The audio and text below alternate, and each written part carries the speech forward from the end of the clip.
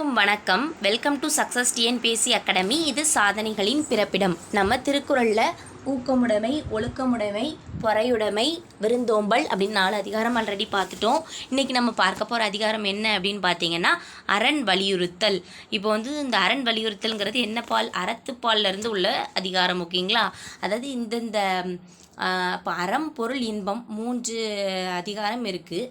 அதில் 3 பகுப்புகள் இருக்கா? 3 பால் பகுப்புகள் இருக்குங்களா? அதில் எதுக்கு கீழே இந்த தலைப்பு வரும் அப்படின்னு கூட ஏதாவது ஒரு கொஷின் வர வாய்ப்பு இருக்குது. அதனால் அதையும் கொஞ்சம் பார்த்து வச்சுக்கோங்க, சரிங்களா? அடுத்து பாருங்கள், ஃபஸ்ட்டு குறள் பாருங்கள். சிறப்பு ஈனும் செல்வமும் ஈனும் அறத்தினூங்கு ஆக்கம் எவனோ உயிருக்கு. அதாவது நமக்கு சிறப்பையும் செழிப்பையும் தரக்கூடிய ஒரு அறவழி ஒன்றை தவிர ஆக்கம் அளிக்கக்கூடிய வழி வேறு என்ன இருக்கிறது? அதாவது ஒரு மனுஷனுக்கு ஒரு சிறப்பையும் தரும் செழிப்பையும் தரக்கூடியது என்னது? நல்லது செஞ்சால் மட்டும்தான் நீங்கள் சிறப்பாகவும் செழிப்பாகவும் வாழ முடியும். அதே இது நீங்கள் நல்லது செய்யலை, ஒருத்தங்களுக்கு கெட்டது அறவழியில் நடக்கலை, அறவழிகள் செயல்கள்னாலே நல்லது செய்கிறதுன்னு தான் அர்த்தம். ஓகேங்களா? அரண் வலியுறுத்தல் அப்படின்னா நல்ல செயல்கள் செய்கிறது. ஓகேங்களா? அந்த மாதிரி தான் மீனிங் வரும். ஸோ நீங்கள் ஒருத்தங்களுக்கு கெட்டதாகவே செஞ்சுட்டு இருக்கீங்க அப்படின்னா உங்களுக்கு என்ன தான் திருப்பி கிடைக்கும்?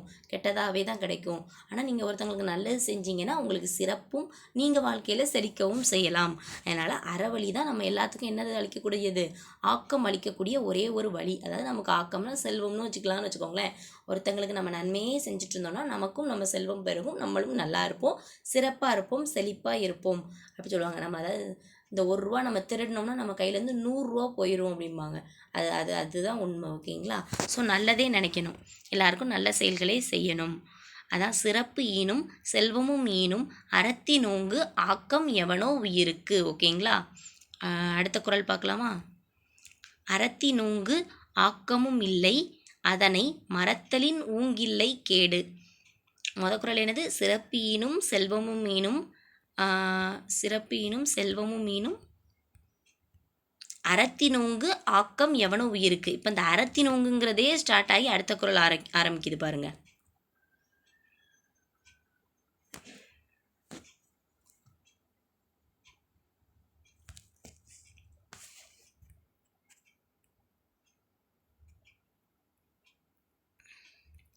நெக்ஸ்ட் குறள் பாருங்க. அறத்தினூங்கு ஆக்கமும் இல்லை, அதனை மறத்தலின் ஊங்கில்லை கேடு. ஓகேங்களா? நன்மைகளின் விளைநிலமாக இருக்கும் அறத்தை போல ஒருவருடைய வாழ்க்கைக்கு ஆக்கத்தை தரக்கூடியது எதுவும் இல்லை. அந்த அறத்தை மறப்பதனை விட தீமையானது வேறில்லை. அதாவது அதே நான் ஃபஸ்ட்டு குறளில் சொன்னதே தான் சொல்லியிருக்காங்க. அறம் செஞ்சுக்கிட்டே இருந்தோம், ஒருத்தங்களுக்கு நல்ல செயல்களே செஞ்சுட்டு இருந்தோம். அதாவது நம்ம ஒரு நன்மைகளோட விளைநிலமாக இருந்து அறத்தையே செஞ்சுட்டு வரோம் அப்படின்னா அதுதான் நம்ம வாழ்க்கைக்கு எது தரக்கூடியது? ஆக்கம் தரக்கூடியது. மற்றவங்களுக்கு அறத்தையே நம்ம செஞ்சுட்டு இருந்தோம்னா நம்ம வாழ்க்கைக்கு என்ன கிடைக்கும்? நல்ல ஆக்கம் கிடைக்கும், சிறப்பு கிடைக்கும், செழிப்பு கிடைக்கும். அதனால் அப்போ அந்த அறத்தை நம்ம மறந்துட்டோம், ஒருத்தங்க நமக்கு செஞ்ச நல்ல செயல்களை நம்ம மறந்துட்டோம் அப்படின்னா அதை விட தீமையானது இந்த உலகத்திலேயே வேறு எதுவுமே இல்லை. ஒருத்தங்க நமக்கு செஞ்ச கெட்டதை கூட மறந்துடணும், ஆனால் நல்லதை என்ன செய்யக்கூடாது? மறக்கக்கூடாது அப்படிங்கிற மாதிரி சொல்லியிருக்காங்க. ஓகேங்களா? அப்படி அதை மறக்கிறத விட தீமையானது உலகத்தில் வேறு எதுவுமே இல்லை அப்படின்னு சொல்லியிருக்கிறாரு திருவள்ளுவர். ஓகேங்களா? அடுத்த குறள் பாருங்க. அடுத்த குறள். ஒல்லும் வகையான் அறவினை ஓவாதே செல்லும் வாய் எல்லாம் ஜெயல். ஒல்லும் வகையான் அறவினை ஓவாதே செல்லும் வாய் எல்லாம் ஜெயல். எல்லா குறளையும் மனப்பாடம் பண்ணிக்கோங்க, சரிங்களா? 1 டைம் எழுதி பாருங்கள், ஆட்டோமேட்டிக்காக மனப்பாடம் ஆயிரும். என்ன மீனிங் கொடுத்துருக்காங்கன்னு பாருங்கள். செய்யக்கூடிய செயல்கள் எவையே ஆயினும் அவை எல்லா இடங்களிலும் தொய்வில்லாத அறவழியிலேயே செய்யப்பட வேண்டும். நம்ம இப்போ ஒரு செயல் செய்கிறோம் அப்படின்னா எந்த நிலை வந்தாலும் சரி, எவ்வளவு கஷ்டப்படுற நிலை வந்தாலும் சரி, அடுத்தவங்களுக்கு கஷ்டம் இழைக்கக்கூடாது. இப்போ நம்ம பேசுகிற வார்த்தையில் கூட அடுத்தவங்களுக்கு கஷ்டம் இருக்கக்கூடாது அப்படின்னு நினச்சிங்கன்னு வைங்களேன், எந்த செயல்களும் அடுத்தவங்களுக்கு கஷ்டம் தர செயல்களை நம்மளால் செய்யவே முடியாது. ஓகேங்களா? நான்லாம் அப்படி தான் நினைப்பேன். யாரையாவது ஒருத்தங்களை மன கஷ்டப்படுற மாதிரி நம்ம பேசிட்டாலே ஒரு மாதிரி இருக்கும். மன கஷ்டப்படுற மாதிரியே மேக்ஸிமம் பேச மாட்டேன். அப்படி தான் இருக்கணும்னு நான் சொல்ல வரேன். ஓகேங்களா? அப்படி நம்ம இருந்தோம், ஒருத்தவங்க மனம் கஷ்டப்படக்கூடாது, நம்ம வாயிலேருந்து வர ஒரு வார்த்தையால் அடுத்தவங்க மனம் கஷ்டப்படக்கூடாது அப்படின்னு நீங்கள் நினச்சிங்கன்னா அடுத்தவங்களுக்கு கஷ்டம் தர மாதிரி செயல்களை உங்களால் செய்யவே முடியாது. ஓகேவா? அதாவது யார் மேலேயும் பொறாமப்படுறதுனால தான் அவங்களுக்கு நம்ம தப்பே செய்கிறோம். அப்படி தானே? நல்லா யோசித்து பாருங்கள். பொறாமை இருக்கக்கூடாதுன்னு தான் திருவள்ளுவர் சொல்கிறாரு. ஓகேவா? அடுத்த குறள் பாருங்கள். ஒல்லும் வகையான அரவினை ஓவாதே செல்லும் வாய் எல்லாம் செயல். ஓகேங்களா?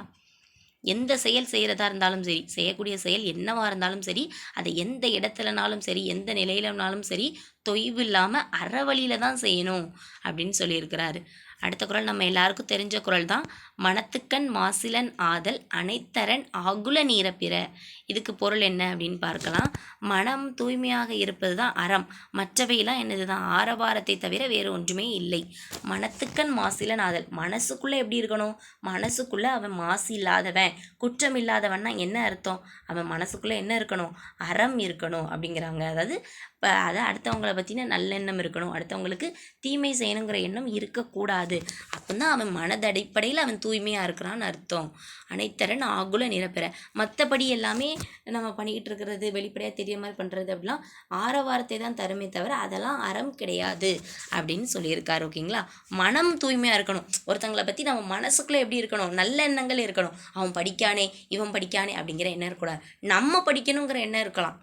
நம்ம படிக்கணும், நம்ம வேலை வாங்கணும், நம்ம குடும்பத்தை காப்பாற்றணும், நம்ம உழைக்கணும், சம்பாதிக்கணும், அந்த எண்ணம் இருக்கலாம், சரிதான். ஆனால் அவன் அப்படி இருக்கானே, இவன் கார் வாங்கிட்டானே, அந்த எண்ணமே இருக்கக்கூடாது. ஓகேங்களா? நெக்ஸ்ட்டு பாருங்கள். அடுத்த குறளும் நமக்கு தெரிஞ்ச குறள் தான். அழுக்காறு அவா வெகுளி இன்னாச்சொல் நான்கும் இழுக்கா என்றது அறம். அழுக்காறுனா மீனிங் பொறாமை. ஓகேங்களா?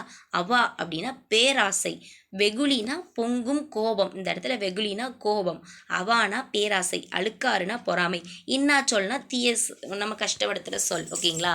இந்த நான்கும் என்ன செய்யாது? அறவழிக்கு பொருந்தாதவைகள். அறவழியில் நடக்கணும். நான் சொன்னேன்ல, அறவழியில் நம்மளை நடக்க விடாமல் எது செய்யும்? பொறாமை. ஒரு பொறாமை வந்துடுது. அப்புறம் அவன் அது அவ்வளோ காண்டு வச்சுருக்கானே, அவ்வளோ நகை வச்சுருக்காளே அப்படின்னு ஒரு பேராசை வருது. அவள் வந்தோடனே நமக்கு என்ன ஆகுது? கோபம் வருது. அப்புறம் கோபத்தில் அவங்கள என்ன சொல்கிறோம்? அவங்க முன்னாடியும் திட்டுறோம், அவங்க பின்னாடியும் திட்டுறோம். ஓகேங்களா? பொறாமை, பேராசை, பொங்கும் கோபம், முற்படுத்தும் சொல், இது நானும் என்னதான் அறவழிக்கு பொருந்தாதவைகள். இது கொஷினில் இப்படி கேட்கலாம்.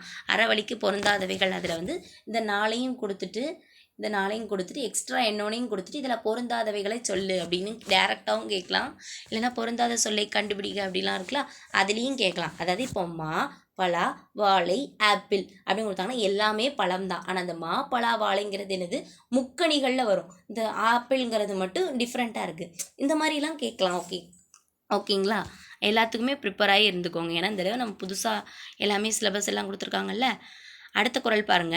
அன்றறிவாம் என்னாது அறஞ்செய்க மற்றது பொன்றுங்கால் பொன்றா துணை. அதாவது இதுக்கு முன்னாடி ஒரு குறளில் பார்த்துருக்கோம் தெரியுமா? பொன்றும் துணையும் புகழ் அப்படின்னா என்ன அர்த்தம்? பொன்றும் துணையும்னா உலகம் உள்ளவரை அவங்களோட புகழ் நிலைத்து நிற்கும். அதாவது பொன்றும் துணையும்னா மீனிங் உலகம் உள்ளவரை அப்படின்னு பார்த்தோம். இங்கே என்ன கொடுத்துருக்காங்க? பொன்றுங்கால் பொன்றா துணை. இதுக்கு என்ன மீனிங்னு பார்க்கலாம். ஃபஸ்ட்டு பாருங்கள். பிறகு பார்த்து கொள்ளலாம் என்று நாள் கடத்தாமல் அறவழியை மேற்கொண்டால் அது இறந்த பின் கூட அழியா புகழாய் நிலைத்து துணை நிற்கும். அதாவது ஒரு வேலையை நம்ம செய்கிறோம், ஆனால் நாளைக்கு பார்த்துக்கலாம் அப்படின்னு நம்ம ஒதுக்கக்கூடாது. நம்ம மேம்லாம் சொல்லுவாங்க தெரியுமா? நாளை என்று நாளைக்குன்னு ஒதுக்கக்கூடாது. ஓகேங்களா? இப்போ இன்றைக்கி ஒரு டைம் டேபிளில் போடுறீங்க, தமிழில் இன்றைக்குள்ள டெஸ்ட்டில் உள்ள இன்றைக்கி டெஸ்ட் வைக்கிறாங்களே அதில் உள்ள எல்லாமே நான் படித்து முடிச்சிருந்தேன். ஒரு திருக்குறள், ஒரு இலக்கணம், ஒரு அந்த தமிழ் ஆங்கிலம் சொல், அதை கம்ப்ளீட் பண்ணியிருந்தேன். இப்போ பாலிட்டினா அதில் ஒரு இத்தனை நிமிஷம் படிக்கேன். அதெல்லாம் நீங்கள் படிக்கிற இதுக்கு ஏற்றாப்புல இந்த ஹெட்டிங் ஃபுல்லாக இன்றைக்கி படிக்கிறேன், இந்த ஆர்டிக்கல் ஃபுல்லாக இன்றைக்கி படிக்கிறேன் அப்படிங்கிற மாதிரி ஏதாவது ஒன்று செட் பண்ணியிருப்பீங்களா? மேக்ஸ்னால் இது படிக்கிறேன், கரண்ட் அஃபேர்ஸ்க்கு இந்த வீடியோ பார்க்குறேன், அந்த மாதிரி நீங்கள் செட் பண்ணியிருப்பீங்களா ஒரு கோல்? அதை இன்றைக்கி செட் பண்ணதை இன்றைக்கே முடிக்கணும். அது நான் படிக்கிறதுக்கு சொல்கிறேன். பட் இந்த இதில் என்ன சொல்ல வராங்கன்னா, ஒரு அறவழியை நம்ம செய்யணும் அப்படின்னு நினச்சிட்டோம் அப்படின்னா அதை இன்றைக்கே செய்யணும். நாள் கடத்தவே கூடாது, செஞ்சுக்கிட்டே இருக்கணும்.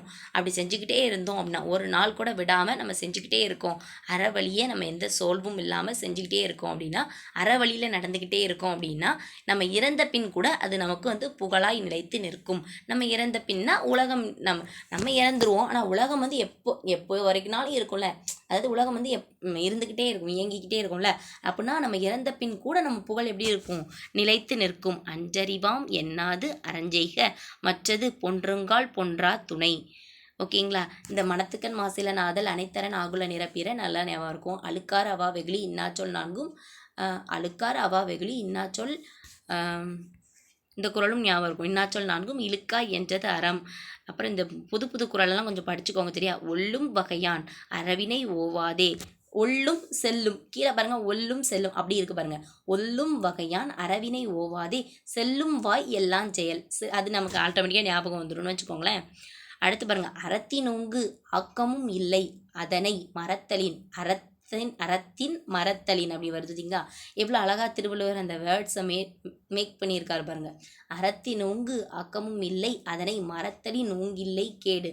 முதல் குறள் பாருங்க, சிறப்பு ஈனும் செல்வமும் ஈனும் அறத்தினோங்கு ஆக்கம் எவனோ உயிருக்கு. ஓகேங்களா, ஞாபகம் வச்சுக்கோங்க. இப்போ எத்தனாவது குறள்? 5ஆவதா? 6ஆவது குறள். அஞ்சறிவாம் எண்ணாது அறஞ்செய்க மற்றது பொன்றுங்கால். அன்று பொன்று அப்படி வருது பாருங்க. அஞ்சறிவாம் எண்ணாது அறஞ்செய்க மற்றது பொன்றுங்கால் பொன்றா துணை. இந்த குறளுக்கு மீனிங் பார்த்துட்டோம். ஓகேவா? 7ஆவது குறள் பார்க்கலாமா? அறத்தாறு இதுவென வேண்டா சிவிகை பொறுத்தானோடு ஊர்ந்தான் இடை. ஓகேங்களா, இதில் இந்த சிவிகை அப்படின்னா என்னன்னு பார்க்கலாம். அந்த பல்லக்குன்னு சொல்லுவாங்கள்ல, தூக்கிட்டு போகிற பல்லக்கு. அறவழியில் நடப்பவர்கள் எப்படின்னா பல்லக்கில் உட்கார்ந்து செல்பவர்களைப் போல வாழ்க்கையில் வரும் இன்பத் துன்பங்கள் இரண்டையும் எளியவாக கருதி மகிழ்வுடன் பயணத்தை மேற்கொள்வார்கள். ஆனால் தீய வழிகளுக்கே தங்களை ஆட்படுத்தி கொண்டவர்களோ பல்லக்கை தூக்கி சுமப்பவர்களைப் போல இன்பத்திலும் அமைதி கொள்ளாமல் துன்பத்தையும் தாங்கிக் கொள்ளும் மனப்பக்குவமும் இன்றி வாழ்வையே பெரும் சுமையாக கருதுவார்கள் அப்படின்னு சொல்லியிருக்காங்க. ஓகேங்களா, இதில் இந்த குறளில் என்ன சொல்லியிருக்காங்கன்னா, சிவிகைனா பல்லக்கு அந்த இது. ஓகேங்களா, அறத்தாறு இதுவென வேண்டா சிவிகை பொறுத்தானோடு ஊர்ந்தான் இடை. அதாவது அற வழியில் நடந்துட்டு இருக்கலாங்க அப்படின்னா, நல்ல வழியிலே நடந்துட்டு இருக்காங்கன்னா அவங்ககிட்ட ஒரு மனப்பக்குவம் இருக்கும். என்னன்னா, ஒரு பல்லக்கில் உட்காந்து செல்றத மாதிரி,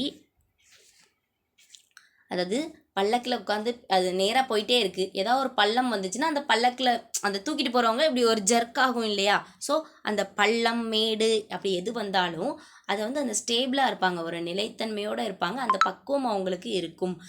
அதே மாதிரி அந்த பல்லக்கில் உட்காந்து போகிறவங்க மாதிரி, அறவழியில் செல்கிறவங்க பல்லக்கில் உட்காந்து செல்கிறவங்க மாதிரி அந்த மேடு பள்ளம், அதாவது வாழ்க்கையில் வரக்கூடிய இன்ப துன்பங்கள் ரெண்டையுமே எளியவா கருதுவாங்க. இன்பம் வந்தாலும் ரொம்ப இன்பம் பட மாட்டாங்க, துன்பம் வந்தால் ரொம்ப துன்பம் உடஞ்சும் போயிட மாட்டாங்க. ஸோ இன்பம் வந்துச்சுன்னா மகிழ்வோட பயணத்தை மேற்கொள்வாங்க. இன்பம் துன்பம் ரெண்டையுமே ஒரு ஸ்டேபிளாக ஒரு நிலையோட போய் ரெண்டையுமே எளிமையாக கருதி மகிழ்வோட பயணத்தை மேற்கொள்வாங்க அறவழியிலேயே நடக்கிறவங்க. ஆனால் அந்த தீய வழியில் நடக்கிறாங்க பாருங்க, அவங்கள்ட்ட மனப்பக்குவம் இருக்காது. அவங்க பல்லக்கை தூக்கி சுமக்கிறவங்களுக்கு எவ்வளோ கஷ்டமாக இருக்கும், பல்லக்கில் உட்காந்து போகிறவங்களுக்கு எவ்வளோ மெதுவாக இருக்கும், பல்லக்கை தூக்கிட்டு போகிறவங்களுக்கு எவ்வளோ கஷ்டமாக இருக்கும். அதே மாதிரி தான் தீய வழிகளில் நம்ம செஞ்சோன்னா பல்லக்கை தூக்கி சுமப்பவர்கள் மாதிரி நமக்கு இன்பத்துலேயும் நமக்கு அமைதி இருக்காது, இன்பத்தையும் நம்ம ரொம்ப சந்தோஷப்பட மாட்டோம், துன்பத்தையும் நமக்கு தாங்கி கொள்ள முடியாது. அந்த மாதிரி கஷ்டமாக இருக்கும். அந்த மனப்பக்குவம் இல்லாமல் வாழ்வு பெரும் சுமையாக இருக்கும். சிவிகைனா பல்லக்கு. ஓகேங்களா, அறத்தாறு இதுவென வேண்டா, அறத்தாறு இதுவென வேண்டா சிவிகை பொறுத்தானோடு ஊர்ந்தான் இடை. ஓகேவா, அடுத்த குறள் பாருங்க. வீழ்நாள் படா அமை நன்றாற்றின் அஃதொருவன் வாழ்நாள் வழியடைக்கும் கல். ஓகேங்களா, அந்த கல் அப்படிங்கிறத கொடுக்காம வழியடைக்கும் வேற என்னெல்லாமோ கொடுக்கலாம். அப்போ நம்ம கன்ஃபியூஸ் ஆகிடக்கூடாது. அப்போ நம்ம திருக்குறள் மனப்பாடமாக நமக்கு தெரியணும். வீழ்நாள் படா அமை நன்றாற்றின் அஃதொருவன் வாழ்நாள் வழியடைக்கும் கல். பயனற்றதாக ஒரு நாள் கூட கழிந்து போகாமல் தொடர்ந்து நற்செயல்களில் ஈடுபடுபவருக்கு வாழ்க்கை பாதையை சீராக்கி அமைத்து தரும் கல்லாக நற்செயல்களே அமையும். வாழ்க்கை பாதையை சீராக அமைத்து தரும் கல்லாக நற்செயல்களே யாருக்கு இருக்கும்னா பயனற்றதாக ஒரு நாள் கூட கழிந்து போகாமல் தொடர்ந்து ஒரு நாள் கூட வேஸ்ட் பண்ண மாட்டாங்க. அதாவது ஒரு நல்லது செய்கிறதுக்கு ஒரு நாள் கூட கேப்பே விட மாட்டாங்க அப்படிங்கிற மாதிரி சொல்கிறாங்க. ஏதாவது ஒரு நல்லது தினம் செஞ்சுட்டே இருப்பாங்க, கேப்பே விடாமல் ஒரு நாள் கூட வேஸ்ட்டாக போகாமல் நல்ல செயல்களை செஞ்சுக்கிட்டே இருப்பாங்களா, அப்படி போயிட்டே இருக்காங்க. அவங்க வாழ்க்கை பாதையை என்ன ஆகும், வாழ்க்கை பாதையை இப்போ ஒரு பாதையில் நம்ம போயிட்டுருக்கோம், அந்த பாதையில் நம்ம அழகாக போயிட்டே இருக்கோம்னா கல் நீட்டாக அடுக்கி வச்சிருந்தா நம்ம கரடு முரடு அங்கிட்டு இங்கிட்டுமா கிடந்துச்சு அப்படின்னா நமக்கு கால் குத்தும் வலிக்கும், அந்த இடத்துல ரொம்ப நேரம் நம்மளால நடக்க முடியாது. அப்படி தானே, அதே இது நல்லா சீராக அந்த கற்களை வச்சுருந்தாங்கன்னா நம்மளால ரொம்ப தூரம் போக முடியும், எந்த வழியும் இல்லாமல் அந்த பாதையில் நம்ம போக முடியும். அதை தான் இங்கே என்ன சொல்லியிருக்காங்கன்னா, நம்ம வாழ்க்கை பாதையை சீராக்கி அமைத்து தரக்கூடிய கல்லாக அந்த நற்செயல்கள் தான் விளங்கும். நம்ம நற்செயல்கள் தான் செஞ்சுட்டே வரோம். அப்போ நம்மளோட பாதை எப்படி இருக்கும், அந்த நல்ல கல்கள் மாதிரி நீட்டாக சீரான பாதையாக இருக்கும். நம்ம அதில் போகிறது நமக்கு வலிக்காது, கஷ்டமாக இருக்காது அப்படின்னு சொல்கிறாங்க. ஒரு பாதை அந்த பாதையில் நிறைய கற்கள் இருக்குது, அது சீராக இருக்குது. அதுதான் நம்ம வாழ்க்கையில் நல்ல செயல்கள் நற்செயல்களை செஞ்சுட்டு வந்தோம்னா நம்ம வாழ்க்கையும் நல்லபடியே வந்துகிட்டே இருக்கும் அப்படிங்கிற மாதிரி. அந்த நற்செயல்கள் வந்து காக்கும், நம்ம வாழ்க்கை பாதையை சீராக இயக்க வைக்கும் அப்படி சொல்கிறாங்க. அடுத்த குறள் பாருங்கள். இந்த குறளை இன்னொருக்கா படிச்சுக்கலாமா? வீழ்நாள் படாமை நன்றாற்றின் அஃதொருவன் வாழ்நாள் வழியடைக்கும் கல். அடுத்த குறள் பாருங்கள். வீழ்நாள் வாழ்நாள் எப்படி வந்திருக்கு பார்த்தீங்களா? வீழ்நாள் படா அமை நன்றாற்றின் அஃதொருவன் வாழ்நாள் வழியடைக்கும் கல். அடுத்த குறள் பாருங்க. அறத்தான் வருவதே இன்பம் மற்றெல்லாம் புறத்த புகழும் இல. அறத்தால் வருவதே இன்பம் மற்றெல்லாம் புறத்த புகழும் இல. தூய்மையான நெஞ்சுடன் நடத்தும் அறவழி வாழ்க்கையில் வருகின்ற புகழால் ஏற்படுவதே இன்பமாகும். அதற்கு மாறான வழியில் வருவது புகழும் ஆகாது இன்பமும் ஆகாது. அதாவது அறவழி வாழ்க்கை. அறம்ங்கிறது என்னது? நம்ம மனசுக்குள்ளேயும் நம்ம உண்மையாக ஒருத்தங்களுக்கு நல்லது செய்யணும்னு நினைக்கணும்.